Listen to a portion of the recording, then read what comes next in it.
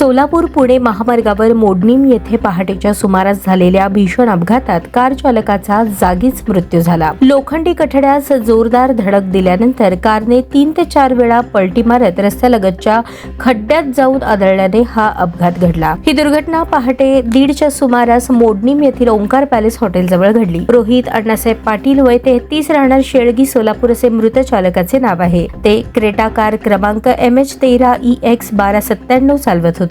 प्रत्यक्षदर्शींच्या माहितीनुसार भरधाव वेगात असलेल्या कारने अचानक रस्त्याच्या कडेला असलेल्या लोखंडी कठड्यास धडक दिली। धडकेचा जोर इतका जबर होता की कारने सलग 3-4 वेळा पलट्या घेतल्या आणि अखेरीस रस्त्यालगतच्या खड्ड्यात जाऊन पडली। अपघातात चालकाच्या डोक्यास गंभीर दुखापत झाल्याने त्याचा जागीच मृत्यू झाला। अपघातानंतर कारचे सर्व दरवाजे लॉक झाल्यामुळे चालक आतमध्येच अडकून पडला। घटनेची माहिती मिळताच महामार्ग पोलीस तसेच वरवडे टोल प्लाझा येथील गस्ती पथक तातडीने घटनास्थळी दाखल झाले।